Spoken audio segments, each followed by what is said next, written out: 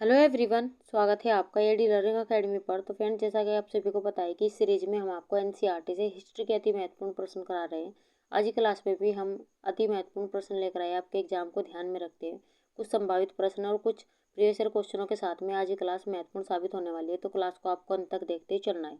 Class में आपका score कितना रहा ये भी आपको हमें अंत में क्लास के कमेंट बॉक्स में जरूर बताना है। तो चलिए शुरू करेंगे आज की क्लास।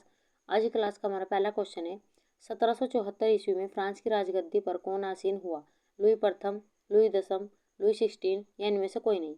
DSSB TGT 2021 में पूछा गया क्वेश्चन है और महत्वपूर्ण प्रश्न है, अपना आंसर देते हुए चलेगा। 1774 ईस्वी में फ्रांस की राजगद्दी पर कौन आसीन हुआ? ऑप्शन यहाँ पर देखें तो लुई प्रथम नहीं होगा, लुई दसम नहीं होगा। ऑप्शन तीसरा हमारे यहाँ पर सही है, लुई 16 क्या हुए थे? फ्रांस की राजगद्दी पर आसीन हुए थे। आइए देख लेते हैं महत्वपूर्ण जानकारी इनके बारे में। लुई 16 लुई 15वें का पौत्र था और उसके बाद फ्रांस का राजा बना। उसका जन्म 1754 ईस्वी में हुआ था और यहाँ पर चित्र आप देख सकते हैं लुई 16 का। आगे बढ़ जाते हैं अगले क्वेश्चन की ओर। हमारा दूसरा क्वेश्चन है, नेपोलियन बोनापार्ट कौन था? फ्रांस का सम्राट, जर्मनी का सम्राट, रूस का सम्राट या इंग्लैंड का सम्राट? आपको बताना है कि नेपोलियन बोनापार्ट कौन था। ऑप्शन यहाँ पर देखें तो पहले ऑप्शन हमारा यहाँ पर सही है, ये था फ्रांस का सम्राट। आइए देख लेते हैं महत्वपूर्ण जानकारी इसके बारे में। यहाँ पर हमने चित्र लिया है नेपोलियन बोनापार्ट का और इसके बारे में महत्वपूर्ण जानकारी। नेपोलियन बोनापार्ट फ्रांसीसी क्रांति में सेनापति, 11 नवंबर 1799 से 18 मई 1804 तक प्रथम कौंसल के रूप में शासक, और 18 मई 1804 से 6 अप्रैल 1814 तक नेपोलियन के नाम से क्या रहा? ये सम्राट रहा। वह पुनः 20 मार्च से 22 जून 1815 में सम्राट बना। वह यूरोप के अन्य कई क्षेत्रों का भी शासक था। तो ये थी इसके बारे में महत्वपूर्ण जानकारी। आइए देख लेते हैं कुछ और जानकारी। आप यहाँ पर देख सकते हैं 1804 में नेपोलियन बोनापार्ट ने खुद को फ्रांस का सम्राट घोषित कर दिया। ये हमारे क्वेश्चन का यहाँ पर आंसर है। आगे बढ़ जाते हैं अगले क्वेश्चन की ओर। फ्रांसीसी क्रांति कब शुरू हुई थी? 17 जुलाई 1795, 14 जुलाई 1789, 1 जुलाई 1780 या 2 जुलाई 1781?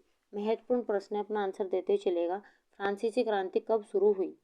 ऑप्शन यहाँ पर देखें तो पहला ऑप्शन हमारा नहीं होगा, तीसरा नहीं होगा, चौथा नहीं होगा। दूसरा ऑप्शन हमारा यहाँ पर सही है, 14 जुलाई 1789 को फ्रांसीसी क्रांति शुरू हुई। आइए देख लेते हैं महत्वपूर्ण जानकारी। फ्रांसीसी क्रांति राजनीतिक और सामाजिक उथल पुथल एवं आमूल परिवर्तन की अवधि जो 1789 से 1799 तक ये चली थी। और अब यहाँ पर देख सकते हैं बेसिल दिवस जो 14 जुलाई 1789 को मनाया जाता है। आगे बढ़ जाते हैं अगले क्वेश्चन की ओर। आतंक का राज्य किसने स्थापित किया? Napoleon Bonaparte, Louis 16, Robespierre, Louis दसम? यहाँ पर आपको पूछा गया है कि आतंक का राज्य किसने स्थापित किया। ऑप्शन यहाँ पर देखें तो पहला ऑप्शन हमारा नहीं होगा, दूसरा नहीं होगा, चौथा नहीं होगा। रोबेस्पियर के द्वारा आतंक का राज्य स्थापित किया गया। आइए देख लेते हैं इसके बारे में महत्वपूर्ण जानकारी। 1793 से 1794 तक के काल को आतंक का युग कहा जाता है। रोबेस्पियर के नियंत्रण एवं दंड की सख्त नीति अपनाई, यानी कि रोबेस्पियर ने नियंत्रण एवं दंड की सख्त नीति अपनाई थी। तो जो हमारे क्वेश्चन का यहाँ पर आंसर है। आगे बढ़ जाते हैं। यहाँ पर आप देख सकते हैं आतंक के शासन के नेता मैक्सिमिलियन रोबेस्पियर का एक चित्र है, जो हमारे क्वेश्चन का यहाँ पर आंसर है। आगे बढ़ जाते हैं अगले क्वेश्चन की ओर। बास्तील का किला किस बात का प्रतीक था? समानता का, बंधुत्व का, स्वतंत्रता का, निरंकुश शक्तियों का? अपना आंसर देते ही चलिएगा। बास्तील का किला किस बात का प्रतीक था? ऑप्शन यहाँ पर देखें तो समानता का नहीं था, बंधुत्व का नहीं था, स्वतंत्रता का नहीं था।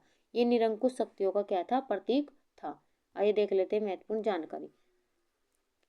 बेस्टिल पेरिस में एक किला था जिसे बेस्टिल सेंट एंटोनी के इसने फ्रांस के आंतरिक संघर्षों में महत्वपूर्ण भूमिका निभाई। किसने? बेस्टिल के किले ने। और अपने इतिहास के अधिकांश समय में इसे फ्रांस के राजाओं फ्रांसीसी क्रांति में भीड़ ने इस पर धावा बोल दिया। इससे यह फ्रांसीसी रिपब्लिकन आंदोलन बाद में इसे ध्वस्त कर दिया गया। तो आप यहाँ पर देख सकते हैं ये कहाँ पर है? पेरिस फ्रांस में स्थित है और बेस्तिल का पूर्व दृश्य यहाँ पर दिखाया गया है। ये चित्र है 1790 का। आगे बढ़ जाते हैं अगले क्वेश्चन की ओर। हमारा छठा क्वेश्चन है, फ्रांस में द्वितीय एस्टेट के अमीर वर्ग को क्या कहा जाता था? मध्य वर्ग, कुलीन वर्ग, राजशाही वर्ग या पादरी वर्ग? यहाँ पर पूछा गया है कि फ्रांस में द्वितीय एस्टेट के अमीर वर्ग को क्या कहा जाता था। ऑप्शन यहाँ पर देखें तो मध्य वर्ग नहीं होगा, राजशाही वर्ग नहीं होगा, पादरी नहीं होगा। ये कौन सा वर्ग था? कुलीन वर्ग था। आइए देख लेते हैं। ये चित्र हमने यहाँ पर एनसीईआरटी से लिया है। प्रथम एस्टेट जो पादरी वर्ग आते थे, द्वितीय में कुलीन वर्ग आते, जो हमारे क्वेश्चन का यहाँ पर आंसर है। आप यहाँ पर देख सकते हैं इसे 3 भागों में बांटा गया है, एस्टेट, प्रथम एस्टेट, द्वितीय और तृतीय। आगे बढ़ जाते हैं अगले क्वेश्चन की ओर। टाउन हॉल के सामने कितने लोग इकट्ठे हुए थे जिन्होंने जनसेना के गठन का निर्णय लिया था? 5,000, 6,000, 7,000 या 1,00,000? यहाँ पर क्वेश्चन आपको ध्यान से पढ़ते हुए चलना है कि क्वेश्चन में पूछा क्या जा रहा है। टाउन हॉल के सामने कितने लोग इकट्ठे हुए थे जिन्होंने जनसेना के गठन का निर्णय लिया था? अपना आंसर देते हुए चलेगा कितने लोग वहाँ पर इकट्ठा हुए थे। ऑप्शन यहाँ पर देखें तो 5,000 नहीं होगा, 6 नहीं होगा, 1,00,000 नहीं होगा। तो वहाँ पर कितने लोग इकट्ठे हुए थे? 7,000 लोग यहाँ पर इकट्ठे हुए थे। आइए देख लेते हैं महत्वपूर्ण जानकारी। ये भी हमने एनसीईआरटी से लिया है। 14 जुलाई 1789 की सुबह पेरिस नगर में आतंक का माहौल था। सम्राट ने सेना को शहर में घुसने का आदेश दिया था। अफवाह थी कि वह सेना को नागरिकों पर गोलियां चलाने का आदेश देने वाला है। लगभग 7,000 मर्द और औरतें टाउन हॉल के सामने एकत्रित हुए और उन्होंने जनसेना का गठन करने का निर्णय किया, जो हमारे क्वेश्चन का यहाँ पर आंसर है।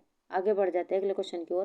फ्रेंड्स, हमारी वीडियो, हमारा कंटेंट अगर आपको अच्छा लग रहा हो, हमारा प्रयास आपको अच्छा लग रहा हो तो लाइक सब्सक्राइब करना ना भूलें और वीडियो को ज़्यादा से ज़्यादा शेयर करिए। अगर आपको हमारी वीडियो पसंद आ रही है तो हमें कमेंट बॉक्स में ज़रूर बताएं, ताकि हम और भी इसमें सुधार कर सकें। अगर आपको हमारी वीडियो अच्छी नहीं लग रही, अगर आपको वीडियो अच्छी लग रही है तो लाइक सब्सक्राइब करते चलेगा और अपने भाई बहन को हमारी वीडियो ज़रूर शेयर करिए, ताकि हमें भी मोटिवेशन मिलता रहे।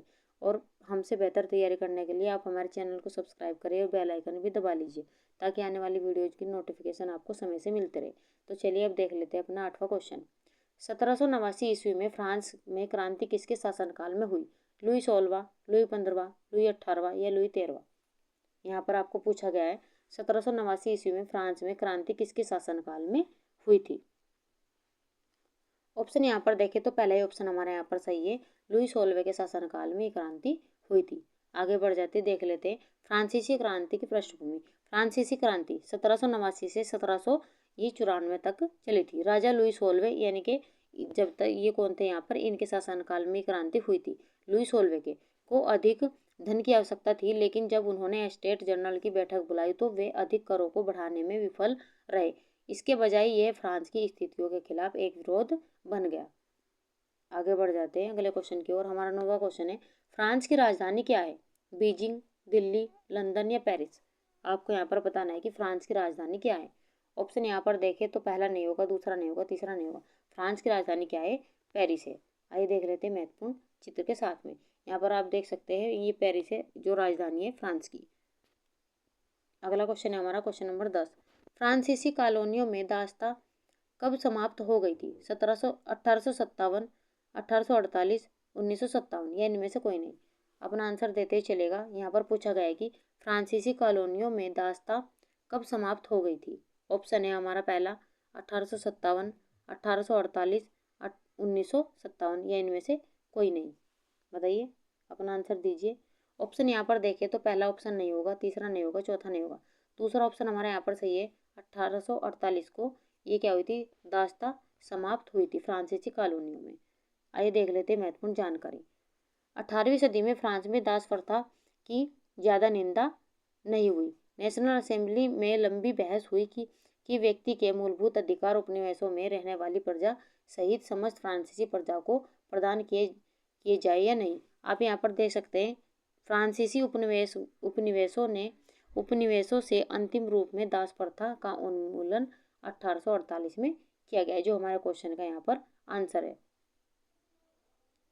आप यहाँ पर देख सकते हैं चित्र हमने एनसीईआरटी से लिया है। ये भी दास मुक्ति सन, ये चित्र है 1794 ईस्वी का। दासों की मुक्ति का विवरण है। शीर्ष पर तिरंगे बैनर का नारा है मनुष्य के अधिकार। नीचे अभिलेख कहता है गुलामों की मुक्ति। एक फ्रांसीसी महिला, अफ्रीकी, एक अमेरिकी इंडियन दासों को यूरोपीय कपड़े यहाँ पर देकर उन्हें सभ्य बनाने की चेष्टा की जा रही है। इस चित्र के माध्यम में ये यहाँ पर दिखाया गया है। आगे बढ़ जाते हैं अगले क्वेश्चन की ओर। हमारा 11वां क्वेश्चन है, ओलंप दे गूज कौन थी? सामाजिक महिला, क्रांतिकारी महिला, चित्रकार महिला या इनमें से कोई नहीं? यहाँ पर आपको क्वेश्चन में पूछा गया है कि ओलंप दे गूज कौन थी। अगर हम यहाँ पर ऑप्शन देखें तो सामाजिक महिला नहीं थी, चित्रकार महिला नहीं थी, इनमें से कोई नहीं होगा। तो ऑप्शन हमारा दूसरा यहाँ पर सही है। ये क्या थी? क्रांतिकारी महिलाएं थी। आइए देख लेते हैं महत्वपूर्ण यहाँ पर चित्र। ये भी हमने एनसीईआरटी से लिया है। क्रांतिकारी महिला ओलंप दे गुज 1748 से 1793 इनका जीवन। और ये महत्वपूर्ण प्रश्न है और ये हमारे क्वेश्चन का आंसर है। आगे बढ़ जाते हैं अगले क्वेश्चन की ओर। रूसी शासक जार निकोलस द्वितीय ने कब त्यागपत्र दिया? 15 फरवरी 1915, 10 जनवरी 1910, 15 मार्च 1917 या 3 मार्च 1999। आपको यहाँ पर पूछा गया है कि रूसी शासक जार निकोलस द्वितीय ने कब त्यागपत्र दिया। तो ये कब दिया था? ऑप्शन यहाँ पर देख लेते हैं। तो पहला हमारा नहीं होगा, दूसरा नहीं होगा, चौथा नहीं होगा। 15 मार्च 1917 को इन्होंने त्यागपत्र दिया था। आइए देख लेते हैं महत्वपूर्ण जानकारी। यहाँ पर आप देख सकते हैं रूसी क्रांति के दौरान रोमन राजवंश के जार निकोलस सेकंड रूसी साम्राज्य के शासक थे। 15 मार्च 1917 को उन्हें अपना सिंहासन त्यागने के लिए मजबूर किया गया और 17 जुलाई 1918 को उनकी हत्या की गई। तो जो हमारे क्वेश्चन का यहाँ पर आंसर है। आगे बढ़ जाते हैं। किसके नेतृत्व में मजदूरों का जुलूस विंटर पैलेस पहुंचा? फादर टेटे, पादरी रोपोन, रॉबर्ट ओवन या इनमें से कोई नहीं। यहाँ पर क्वेश्चन में पूछा गया है कि किसके नेतृत्व में मजदूरों का जुलूस विंटर पैलेस पहुंचा। ऑप्शन देखें यहाँ पर, तो पहला नहीं होगा, यहाँ पर रॉबर्ट ओवेन नहीं होगा, इनमें से कोई नहीं होगा। तो पादरी रोपोन के नेतृत्व में मजदूरों का जुलूस विंटर पैलेस पहुंचा था। आइए देख लेते हैं।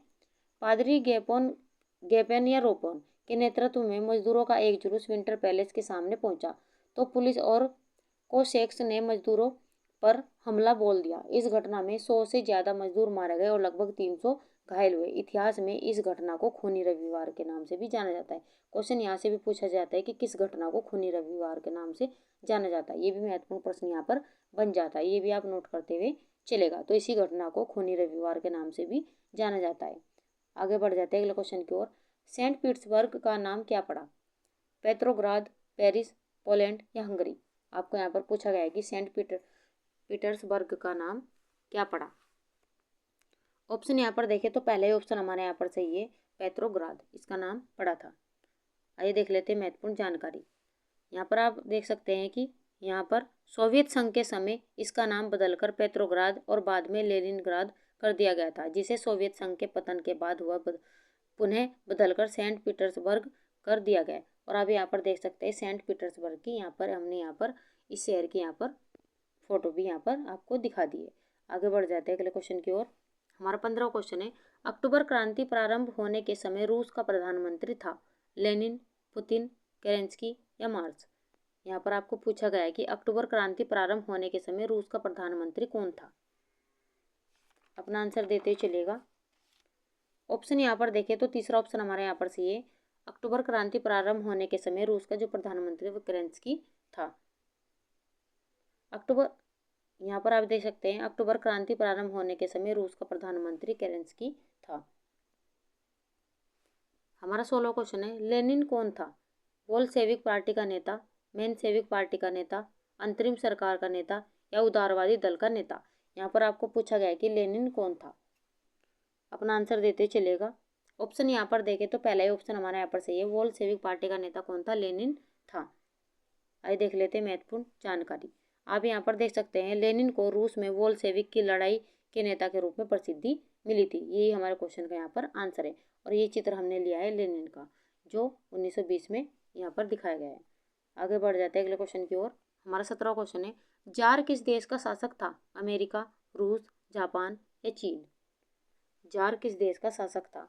ऑप्शन यहाँ पर देखें तो दूसरा ही ऑप्शन हमारे यहाँ पर सही है। जार रूस का शासक था। आइए देख लेते हैं महत्वपूर्ण जानकारी इसके बारे में। ये भी चित्र हमने एनसीईआरटी से लिए है। तो जार यहाँ पर आप देख सकते हैं 1914 में रूस और उसके पूरे साम्राज्य पर जार निकोलस सेकंड का यहाँ पर शासन था, जो हमारे क्वेश्चन का यहाँ पर आंसर है। आगे बढ़ जाते हैं अगले क्वेश्चन की ओर। 1917 में जार शाही के पतन की घटना को क्या कहते हैं? मार्च क्रांति, खूनी रविवार, अक्टूबर क्रांति या फरवरी क्रांति। यहाँ पर क्वेश्चन में पूछा गया है कि 1917 में जार शाही के पतन की घटना को क्या कहा जाता है। ऑप्शन यहाँ पर देखें तो पहला ऑप्शन हमारा नहीं होगा, दूसरा नहीं होगा, चौथा नहीं होगा। तो इसे क्या कहा जाता है? अक्टूबर क्रांति के नाम से इसे जाना जाता है। आइए देख लेते हैं महत्वपूर्ण यहाँ पर। ये भी हमने एनसीईआरटी से ही लिया है। आप यहाँ पर देख सकते हैं फरवरी 1917 में राजशाही के पतन और अक्टूबर की घटनाओं को ही अक्टूबर क्रांति कहा जाता है, जो हमारे क्वेश्चन का यहाँ पर आंसर है। और आप यहाँ पर देख सकते हैं सेंट पीटर्सबर्ग स्थित विंटर पैलेस के व्हाइट हॉल में जार निकोलस, ये 1900 का यहाँ पर आपको दिखाया गया है चित्र। आगे बढ़ जाते हैं। लुई ब्लॉन्क कौन था? एक राष्ट्रवादी, एक उद्योगपति, एक वैज्ञानिक या एक नौकर? यहाँ पर आपको पूछा गया है कि लुई ब्लॉन्क कौन था। ऑप्शन यहाँ पर देखें तो पहले ऑप्शन हमारा यहाँ पर सही है, ये क्या था? एक राष्ट्रवादी। आइए देख लेते हैं यहाँ पर चित्र लुई ब्लॉन्क का। ये कौन है? यहाँ पर लुई ब्लॉन्क। आगे बढ़ जाते हैं अगले क्वेश्चन की ओर। फ्रेंड्स, ये क्वेश्चन हमारे वीडियो का आज का अंतिम क्वेश्चन है। कुलक से क्या समझते हैं? सेना की अच्छी हालत। यहाँ पर आपको पूछा गया है कि कुलक क्या है? सेना की अच्छी हालत, किसान की अच्छी हालत, राजा की अच्छी हालत या रानी की अच्छी हालत? कुलक से आप क्या समझते हैं? अपना आंसर देते ही चलेगा। ऑप्शन यहाँ पर देखें तो पहला ऑप्शन हमारा नहीं होगा, तीसरा नहीं होगा, चौथा नहीं होगा। तो किसान की अच्छी हालत क्या है? उसे कुलक कहा जाता है। आइए देख लेते हैं महत्वपूर्ण। रूस में बड़े किसानों को कुलक कहा जाता है। तो रूस में बड़े किसानों को क्या कहा जाता है? कुलक कहा जाता है। अगर आपसे ऐसे क्वेश्चन पूछ ले कि रूस में बड़े किसानों को क्या कहा जाता है, तो कुलक कहा जाता है।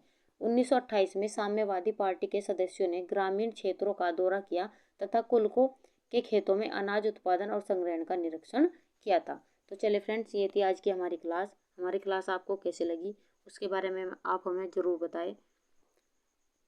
तो चलिए मिलते हैं ऐसे ही क्वेश्चनों के साथ में नेक्स्ट वीडियो में। तब तक के लिए आप खुश रहिए, अपना माता पिता का सम्मान कीजिए। वीडियो देखने के लिए थैंक यू।